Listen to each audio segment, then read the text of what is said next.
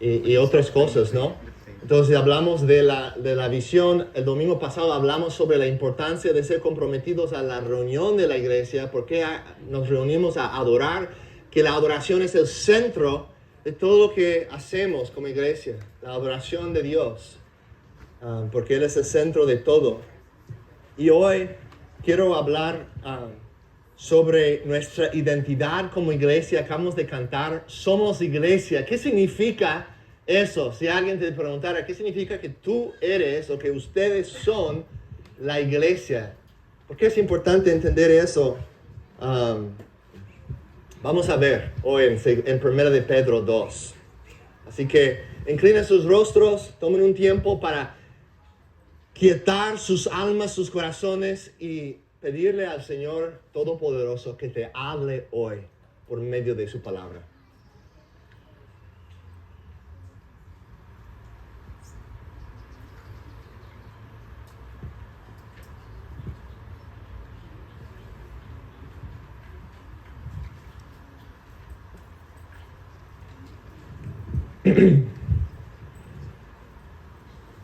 Oh Señor, eres bueno, soberano, Rey de reyes y Señor de señores, Creador de los confines de la tierra.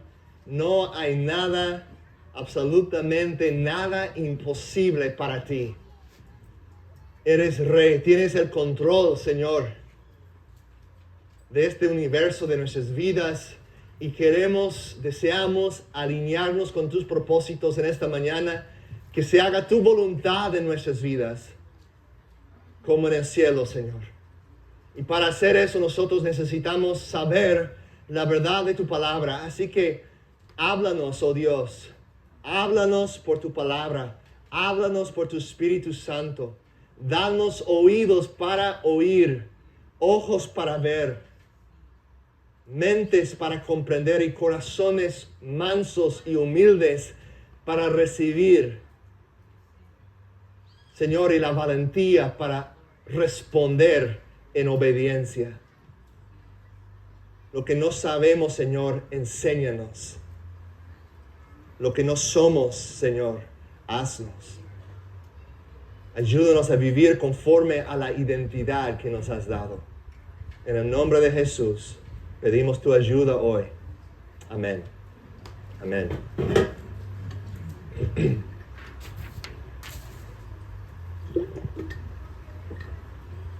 Primero de Pedro, capítulo 2, versículo 9.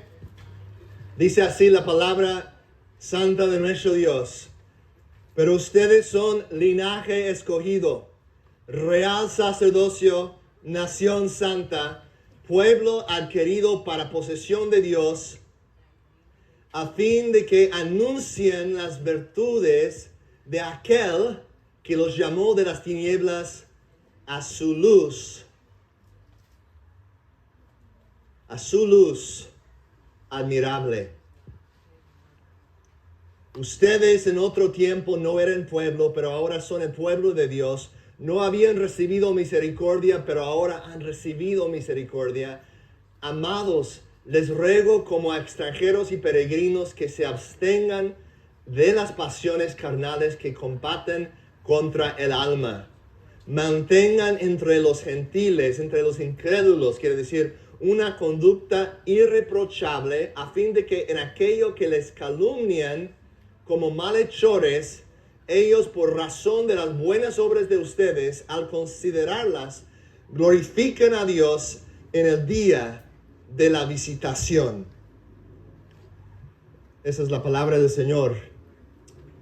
Aquí Dios, a través de su siervo Pedro, nos habla de nuestra nueva identidad. Nosotros como iglesia somos una comunidad nueva, renovada. Somos una familia. Dios nos ha salvado para pertenecer a la iglesia, ser miembros de su pueblo. ¿Piensas de ti mismo en esta manera? Te hago la pregunta. ¿Te consideras miembro de la familia de Dios?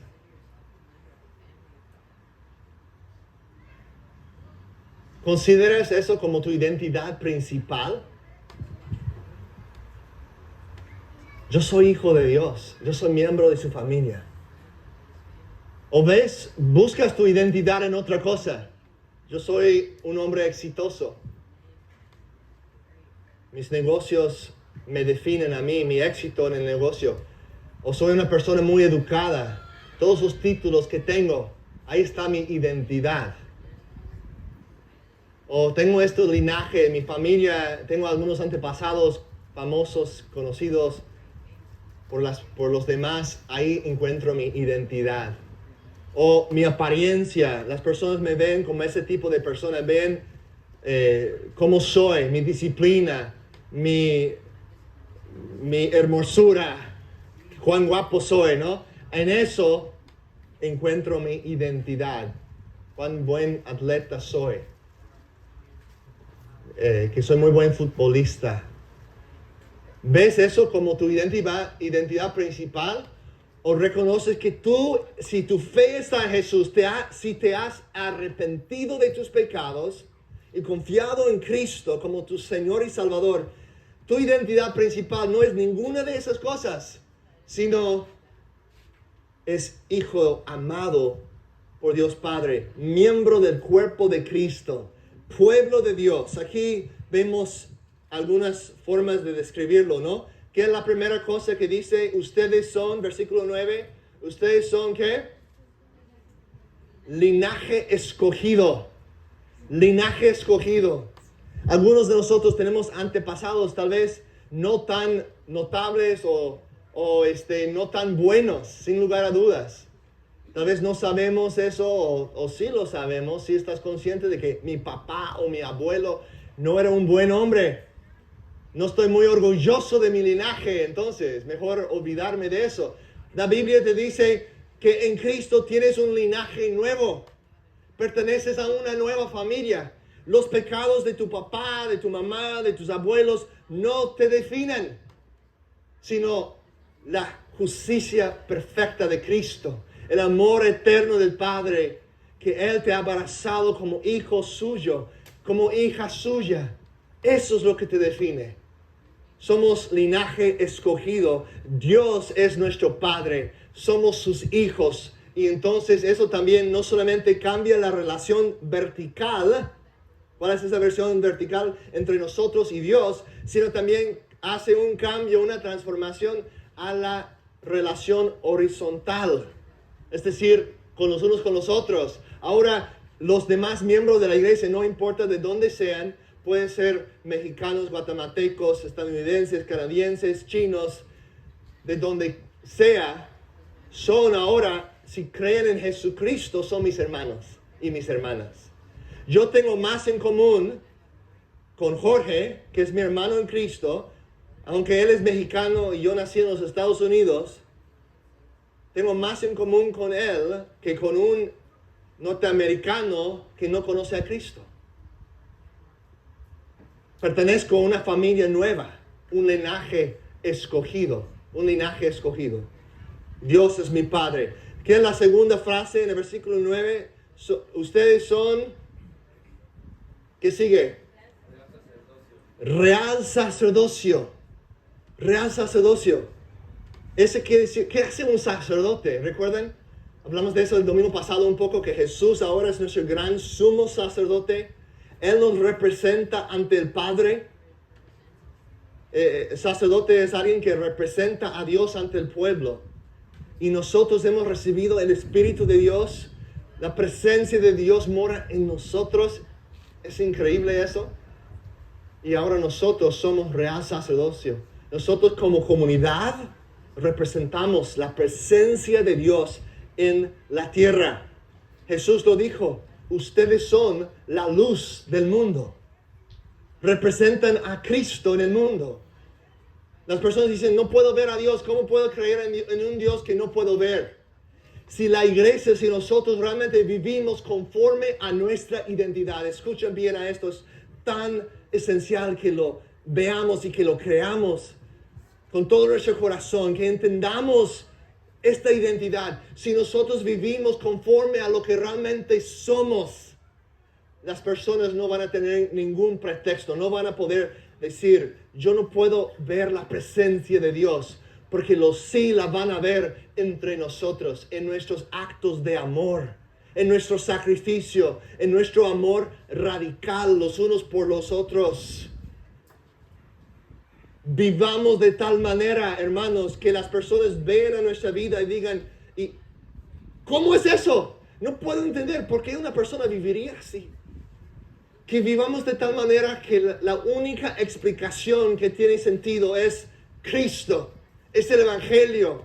Ellos viven así, ¿no? Porque Cristo los ha amado radicalmente. Él amó a su iglesia de manera sacrificial. Entonces ellos aman los unos a los otros de manera sacrificial. Y ellos aman incluso a sus enemigos de manera sacrificial.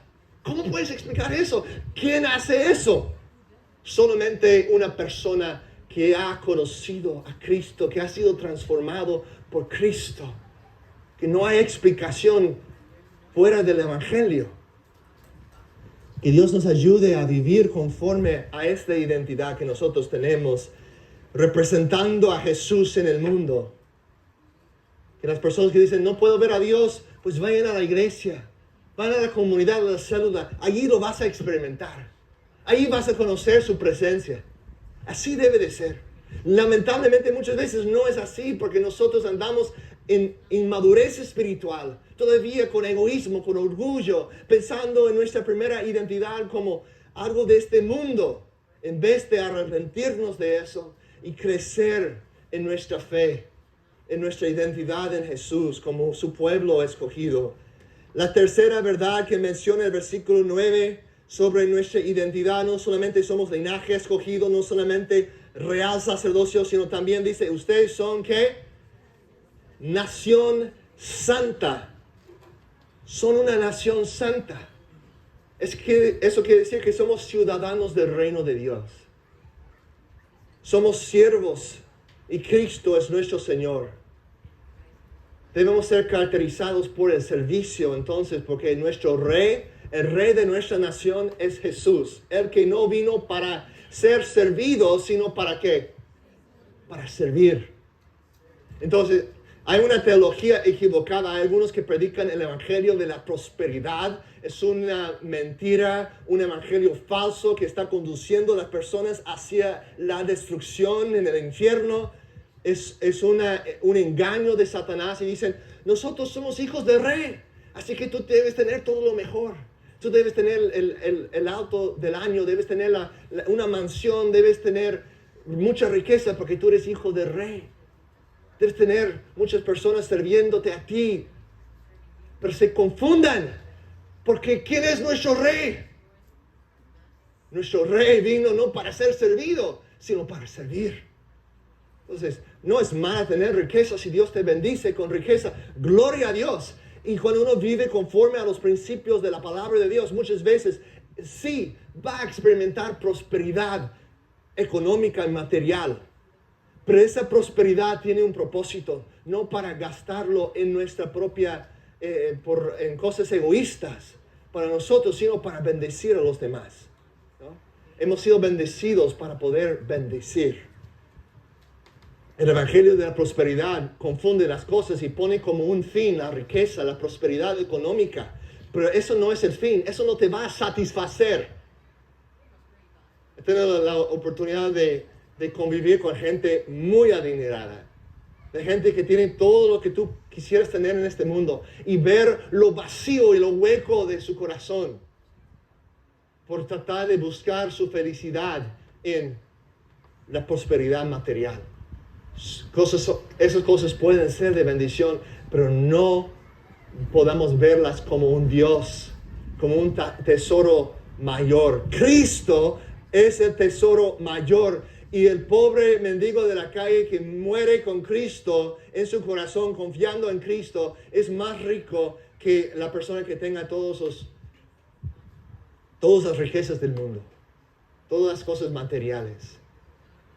Tenemos que recordar esa perspectiva. Somos una nación santa. Cristo que vino a servir, Él es nuestro Rey. Entonces, nuestra identidad nos debe impulsar hacia servir a los demás y no a nosotros mismos. Esta comunidad, y ese es el punto creo que muy importante para nosotros en esta mañana, que somos la iglesia, no es una idea abstracta. Recuerden que el domingo pasado les mencioné el ejemplo, ¿no? De una persona que dice, pues yo soy de la liga tal, ¿no? Yo pertenezco a tal liga, a tal club de fútbol, a tal liga de fútbol, o de cualquier deporte, ¿no? Pero luego le haces la pregunta, bueno, ¿en cuál equipo, en cuál club estás? Y dice, pues no pertenezco a ningún equipo, pero sí soy de esta liga. Pues eso no tiene sentido, no tiene sentido. La iglesia tiene una expresión visible en la tierra. La iglesia, hay una verdad bíblica que es la iglesia universal y cada persona que ha confiado en Jesús pertenece a esa iglesia. El momento que uno se arrepiente y confía en Cristo, llega a pertenecer a la iglesia universal. Aun si todavía no ha encontrado una expresión local de esa iglesia.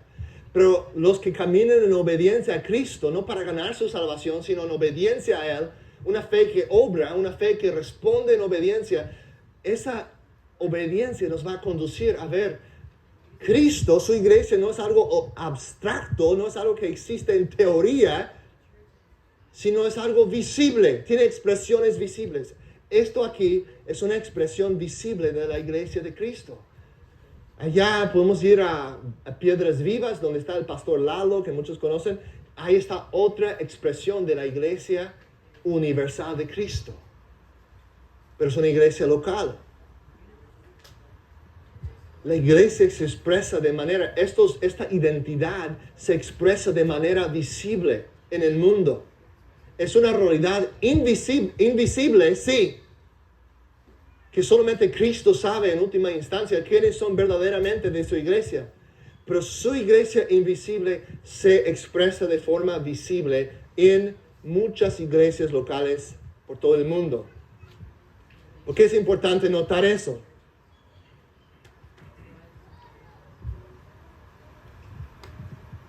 La primera iglesia en el libro de Hechos, la iglesia primitiva, nos demuestra cómo es vivir como familia, cómo es vivir en comunidad. Hechos capítulo 2, versículo 44. Creo que lo tenemos acá en la pantalla también. ¿Sí, verdad?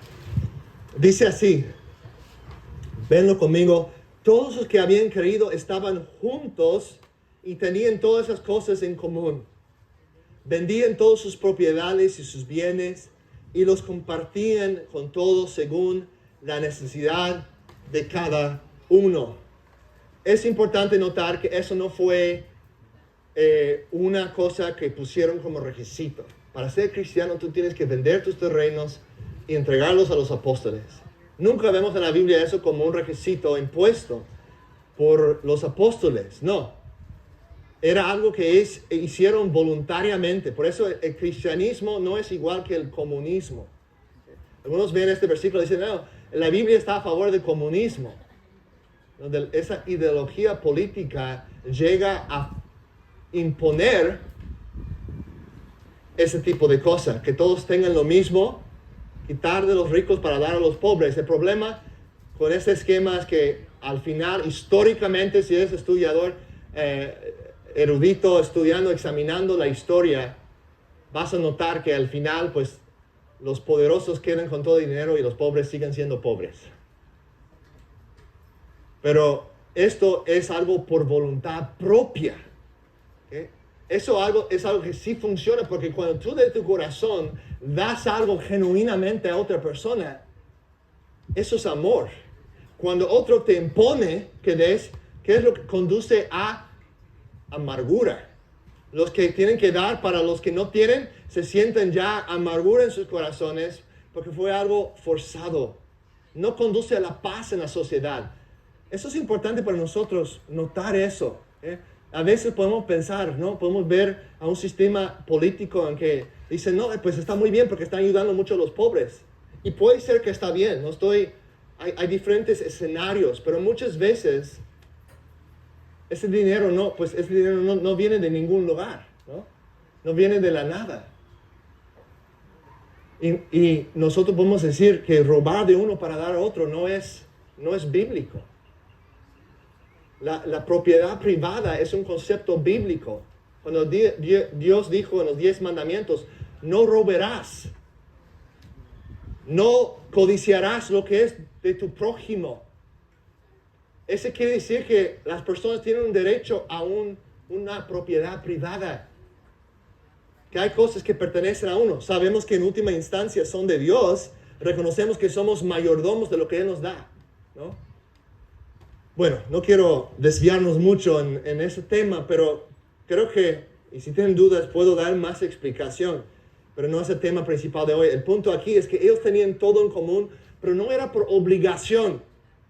No es porque llegó Pedro y Juan a decir, pues Jorge, tú tienes 2 coches y este hermano aquí no tiene ninguno, así que tienes que darle ese otro coche que tú tienes a ese otro hermano, ¿ok? Si no, te vamos a expulsar de la iglesia.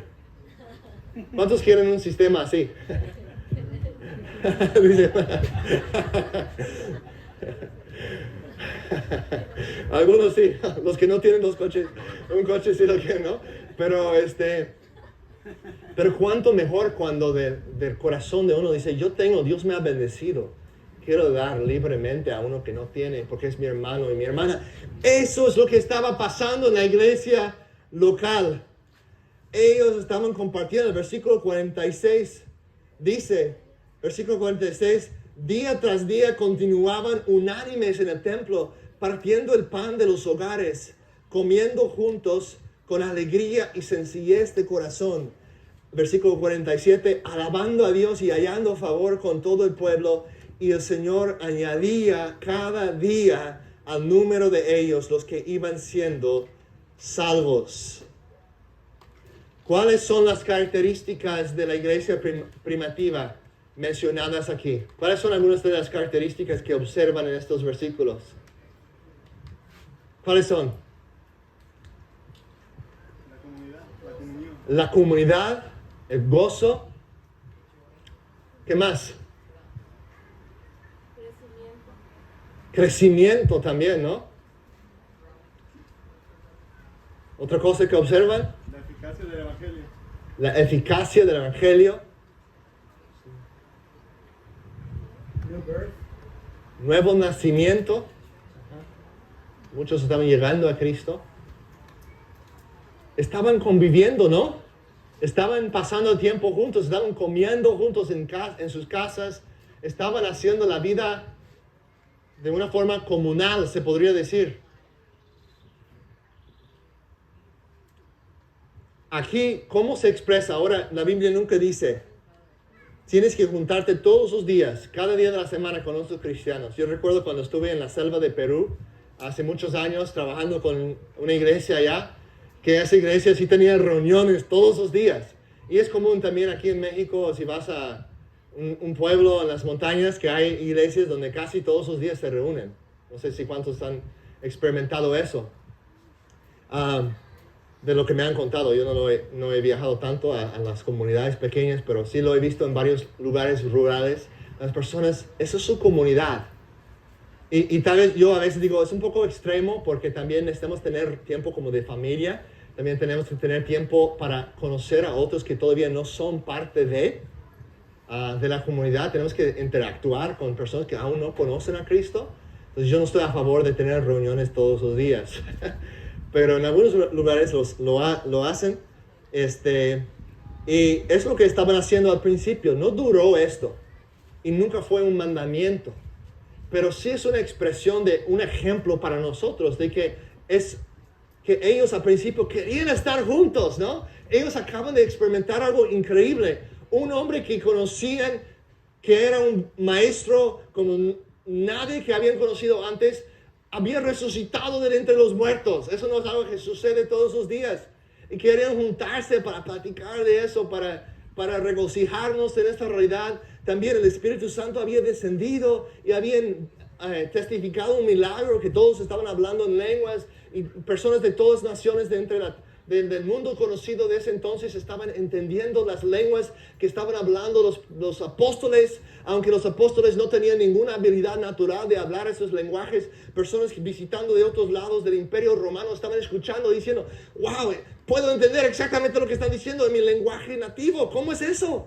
Ellos habían experimentado algo increíble y querían celebrarlo, ¿no? Después de un evento significativo también nos pasa lo mismo. Entonces, no es necesariamente un ejemplo de cómo debemos nosotros vivir a ese extremo, pero vemos que es un patrón que se establece de que la iglesia, un pueblo nuevo formado por el Espíritu Santo, por la sangre de Cristo, debe de pasar tiempo juntos. Ese es el principio. No debe ser limitado a 1.5 horas los domingos por la mañana. No concuerda mucho eso con lo que vemos en el Nuevo Testamento. Entonces nosotros, ¿cómo tratamos de expresar eso? ¿Cómo tratamos de vivir eso en nuestra comunidad? Pues una forma que lo hemos estado tratando de hacer por la gracia de Dios es iniciar células, iniciar grupos pequeños. Nuestro hermano Ronnie los llama mini iglesias, ¿no? Las células son los grupos que se reúnen entre semana, compuestas de personas aquí. Y ahorita como 50% o 40% de nuestra iglesia, tal vez 40%, están asistiendo, están participando. Mejor que asistir, la palabra sería participar, ¿no? No queremos meramente asistir, sino participar, ¿no? Creo que tal vez 35 o 40% de nuestra iglesia está participando regularmente en una célula. Tampoco, no queremos hacer algo legalista con eso. Dices, pues, en los miércoles en la noche yo tengo trabajo. O no hay ningún grupo que se reúne cerca de mi casa y no tengo transporte, ¿no? No estoy diciendo eso con el afán de juzgarte o para que te sientas culpable de no haber participado. Pero lo que sí quiero expresar es que esos grupos nos ayudan a practicar lo que la Biblia nos llama a practicar, que es amor radical, amor sacrificial en el contexto de familia, de comunidad. Aquí realmente, si tú tienes una necesidad, es más difícil que otras personas sepan. ¿Por qué? Porque ya somos un grupo de 150 personas. Eso es difícil con un grupo de ese tamaño saber las necesidades de cada persona. Las células o las mini iglesias nos ayudan a conocernos mejor en un contexto un poco más pequeño y a llegar a practicar los unos a los otros. La Biblia dice, practican la hospitalidad los unos con los otros, perdonen los unos a los otros, amen los unos a los otros, exhorten los unos a los otros. Hay muchísimos mandamientos en la Biblia así que terminan con esa frase, los unos a los otros. No lo puedes hacer si estás viviendo alejado de otros creyentes, ¿no? Si estás viviendo aislado de otros hermanos. Es difícil practicar lo que la Biblia nos llama a practicar. Entonces, esos grupos pequeños deseamos iniciar otros. Tal vez vamos a empezar otros en otros días de la semana. Para algunos que no pueden llegar los miércoles, pueden decir, pues yo lo puedo hacer el martes, puedo abrir mi hogar o el jueves. Hay otros días de la semana disponibles para hacer una reunión así en casa. Algunos grupos pueden decir, vamos a hacer un ritmo de 2 veces al mes. No es ideal, pero es mejor que nada. Eso es una parte fundamental del crecimiento de la iglesia. Noten aquí en Hechos que dice al final, el último versículo 47, y el Señor añadía cada día al número de ellos los que iban siendo salvados. Eso no era solamente porque gente nueva estaban llegando a la iglesia los domingos, sino porque también entre semana ellos estaban practicando el amor sacrificial, estaban ayudando a los pobres, estaban invitando a personas necesitadas a entrar en su comunidad. Okay. Hablando de las células o de los grupos pequeños o de las mini iglesias, no importa el nombre tanto, pero ese concepto de reunirnos en expresiones más pequeñas, ¿qué son? Dices, no no quiero solamente tener otro estudio bíblico. Está bien. Yo tampoco no quiero que tengamos solamente otro estudio bíblico. Hay cristianos que van todas las noches a estudios bíblicos y nunca practican lo que dice la Biblia. A veces tenemos demasiados estudios bíblicos y no mucha obediencia a la Biblia. Es importante estudiar la Biblia, pero también ponerla en práctica. Esas células no son solamente una reunión entre semana. No son solamente otra reunión. La idea es ser parte de una comunidad. He dicho a los líderes de los grupos, aun si alguien no esté asistiendo a los miércoles, no quiere decir que no estés pendiente de esa persona. Tu meta debe ser animarlo, buscar formas de incluirlo en la comunidad. Entonces no son solamente una reunión, son una comunidad. No es solamente un estudio bíblico más. Sí estudiamos la Biblia en ese contexto, pero con el fin de ponerla en práctica. No es solo para mí y mis mejores amigos tampoco. ¿No? Pues voy a ese grupo porque ahí están todos mis amigos. Es un contexto en el cual podemos profundizar en amistad con otros cristianos y cuidar los unos a los otros.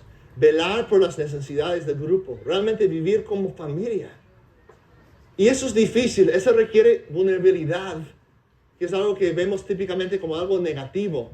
Pero en el sentido positivo, Dios nos llama a ser vulnerables. No en el sentido de ser débiles, de como exponernos a la tentación. No me refiero en ese sentido.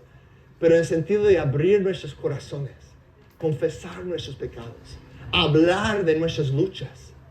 Hace unos domingos el hermano Daniel, parado aquí atrás, en el grupo de refugio, abrió su corazón y dijo, yo lucho con eso. A veces me desanimo con esto y aquello. Tuvo la valentía para confesar eso. Y eso ayuda a otros hermanos a ver, pues eso de ser cristiano no se trata de fingir que somos perfectos. No se trata de aparentar, ¿no? Eso de aparentar conduce muchas veces a chismes, conduce a veces también sentirnos muy ofendidos cuando no debemos sentirnos ofendidos. Otro hermano nos reprende, otro hermano nos exhorta con la palabra y lo tomamos muy a pecho.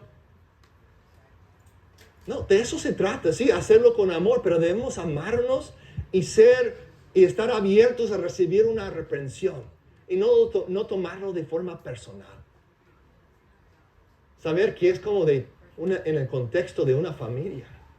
Todo eso puede suceder en un grupo pequeño, mucho más eficaz que aquí en los domingos. Aquí en los domingos es importante, como hablamos el domingo pasado, llegar y recibir la enseñanza de la palabra, adorar a Dios. Pero hay cosas que son difíciles de hacer aquí y por eso nosotros queremos también animarlos a asistir a los grupos pequeños. Otra vez, no lo escuchen así como les estoy poniendo una regla, ¿no? De que les vamos a estar juzgando porque, pues ese hermano tiene dos semanas o un mes que no lo hemos visto. Se trata de amarnos, se trata de decir, no, yo no te estoy diciendo, Jorge, tú tienes que asistir entre semana. Eso no es el corazón, por favor, no vayan a escuchar eso o interpretarlo de esa forma. Lo que estoy diciendo es, pues yo amo a Jorge, es mi hermano, yo quiero lo mejor para él. Jorge, quiero que tú estés conectado con una comunidad de hermanos que pueden orar por ti, donde también tú puedes usar tus dones para beneficiar a ese grupo. Jorge ya está participando en eso, para que sepan, pero sí ven eso, ese es el corazón. No se trata de imponer algo. No se trata de que, yo sé, algunos de ustedes tienen circunstancias únicas que les prohíben estar regularmente, pero también buscar la forma de conectar con otros hermanos, lo más que puedan. De verse como parte de estas comunidades.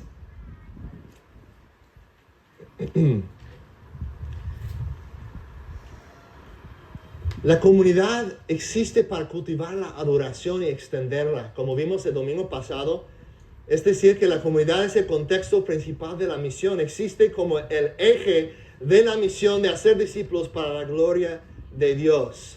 Y vemos eso en el versículo 9 de 1 de Pedro 2. La última parte del versículo 9 dice, a fin de que anuncien las virtudes de aquel que los llamó de las tinieblas a su luz admirable. Tenemos una nueva identidad y esa identidad existe para que nosotros juntos anunciemos las virtudes de Dios. Es decir, que nosotros demostremos su presencia en la tierra. Tú eres la presencia de Dios en la tierra. Nosotros aquí, como iglesia, somos la presencia de Dios en la tierra. Debemos vivir en comunidad para que las personas puedan ver eso. Pregunta, ¿cuál es el resultado final cuando los cristianos viven conforme a su identidad? Leamos en el versículo 12 de 1 de Pedro. ¿Qué es el resultado? Mantengan entre los gentiles una conducta irreprochable a fin de que en aquello que los calumnian como malhechores, ellos por razón de las buenas obras de ustedes, al considerarlas, a ver sus buenas obras, ¿qué van a hacer? ¿Qué es el resultado? ¿Qué? Glorificar a Dios, ¿no? Glorificar al Dios el Padre en el día de la visitación. Algunos interpretan esa visitación como la segunda venida de Cristo, cuando Jesucristo regrese por segunda vez. Puede ser que se refiere a eso, pero creo que en el contexto se refiere más a cuando el Espíritu Santo obra en los corazones. Dios llega a visitar el corazón de una persona. En ese día, esa persona, a ver tus buenas obras, a ver tu comunidad, a ver tu familia, a ver tu amor radical. El Espíritu Santo toca sus corazones y glorifican a Dios en ese día de su visitación. Así lo interpreto yo. Puede ser que se refiere a la segunda venida, pero de cualquier modo, nosotros estamos llamados a glorificar al Padre con nuestra comunidad. Así que las células, ¿okay?, los grupos pequeños, las mini iglesias, no es solo una reunión, no es solo un estudio bíblico, no es solo para mí y mis mejores amigos. No es solo un contexto tampoco donde yo puedo profundizar en amistad con otros cristianos y cuidar sus necesidades. Sí, es todo eso, pero es más. Es también el eje de la misión de hacer discípulos. La iglesia, la comunidad de la iglesia es el eje de la misión. Es el contexto en el cual nosotros somos preparados para hacer discípulos, para multiplicar discípulos. Algunos pueden pensar, yo conozco hermanos que piensan, bueno, puedo hacer un estudio bíblico con mis 10 mejores amigos y lo vamos a hacer por 10 años. Y estamos felices, estamos estudiando la Biblia, estamos siendo fieles a Dios. Yo he conocido grupos así y me da tristeza, porque son hermanos que ya conocen un montón de la palabra, 10 años estudiando la Biblia juntos, pero no han hecho ningún discípulo, no se han multiplicado. Hacer discípulos es como criar a hijos. Es un proceso que involucra mucha disciplina, mucha dificultad a veces, mucho gozo y también tristeza. Cuando un padre hace un trabajo exitoso de criar a sus hijos, ¿qué sucede? Cuando hace un trabajo exitoso, ¿esos hijos quedan para siempre en la casa, en el hogar de sus padres? ¿Sí o no?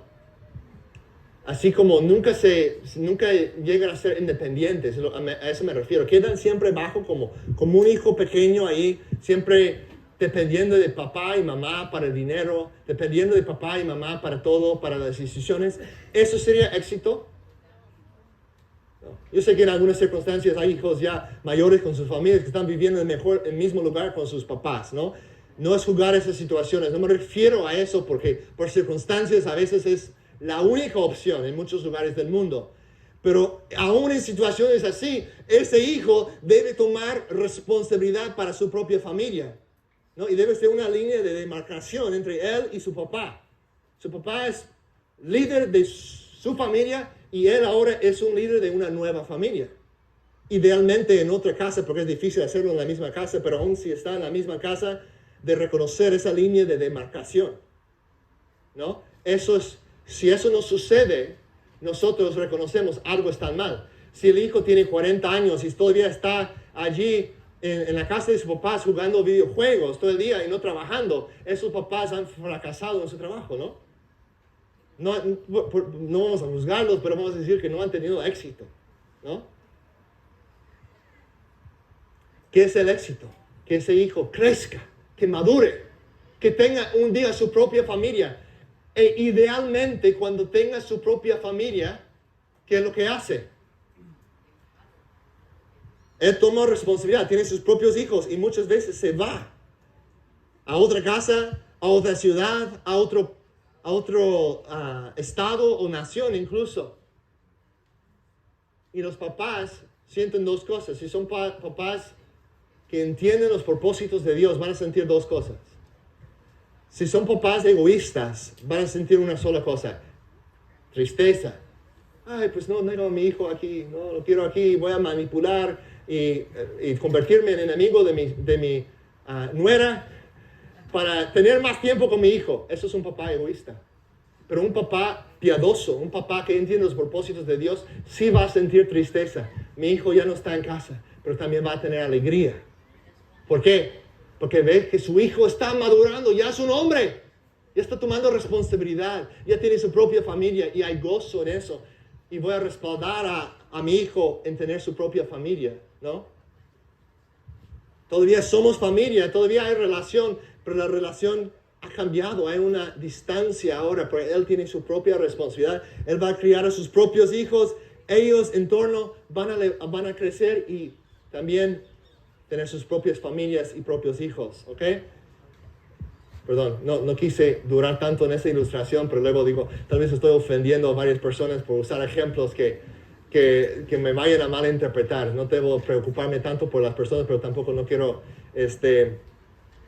ofender innecesariamente. El punto es esto. Si 10 hermanos están estudiando la Biblia por 10 años y no hay discípulos nuevos, probablemente algo está mal. Probablemente están más o menos como unos papás que tienen sus hijos ahí por 40 años y no han hecho ningún cambio para madurar y crecer. Después de 5 años, las células que tenemos ahora, los 3 que existen, deben ser muy diferentes. Algunos de los miembros van a madurar al punto de salir e iniciar sus propios grupos. Van a tener otros hijos espirituales. No vamos a decir, pues es que son mis mejores amigos, no quiero que se vayan. Eso es ser egoísta. Es pensar conforme a la carne, pensar conforme al Espíritu. Dice, no, estamos aquí para avanzar y multiplicar discípulos, avanzar el reino de Dios. Así que gloria a Dios que algunos ya han iniciado sus propios grupos allá. Gloria a Dios que ya tenemos un grupo en Navarra. Gloria a Dios que ya tenemos otro grupo en Chile. Gloria a Dios que hay grupo en el San Miguel. Y algunos de los hermanos que estuvieron en mi grupo amábamos los unos a los otros, vivíamos como familia, pero llegamos al momento que tuvimos que enviarlos. Y era triste, pero al mismo momento era gozoso, porque fueron a sembrar un nuevo grupo. O otros que decimos, ellos fueron incluso a otra ciudad, a otra región. Les enviamos a iniciar una iglesia en Santa María, Huatuco. Ya no están aquí ni siquiera en la iglesia con nosotros, porque están allá. Pero gloria a Dios, porque maduraron como discípulos y ahora Dios los envió allá para formar otra iglesia y levantar más discípulos. Eso es ganancia. Esa es la perspectiva que tenemos que tener. La comunidad es algo hermosa, pero no existe solamente para retener esa armonía siempre. Mis mejores amigos, no quiero perderlos. Y a veces incluso no queremos dejar que otra persona entre en el grupo porque ya nos conocemos y nos sentimos muy cómodos los unos con los otros y esa persona no conocemos. No se trata de eso. Es muy importante, todos ustedes que forman parte de las células, de los grupos pequeños, no caerse en esa actitud. Tenemos nuestro grupito y somos los mejores amigos y no queremos dejar a otras personas entrar aquí. Tenemos que recordar aquí, tanto aquí en los domingos, como los miércoles o cualquier otro día entre semana, existimos para hacer discípulos, para multiplicar el número de discípulos en el mundo. Entonces, les hago la pregunta, ¿Piensas que la iglesia es principalmente para ti? ¿Piensas que los grupos pequeños, las mini iglesias, son principalmente para ti? ¿Para tu comodidad? ¿Voy porque me gusta estar con mis amigos? ¿O no voy? Mejor no voy allí porque mis mejores amigos no están o están en otro grupo. O incluso yo no voy, no participo porque no necesito eso. Soy muy maduro en la fe. Ya tengo años conociendo a Cristo. No necesito ir a un estudio bíblico. No necesito participar en una célula.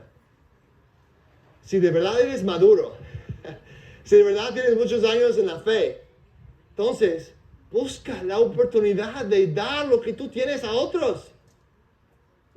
No seas egoísta.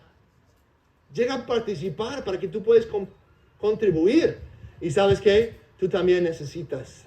Nunca llegamos a un momento que no necesitamos que otros hermanos están también hablando a nosotros, exhortando a nosotros. Yo jamás debo pensar, bueno, yo soy pastor, yo tengo casi 20 años de pastor, muchos años sirviendo a Cristo, mi papá es pastor, tengo muchos cristianos en mi familia, yo no necesito a Raúl.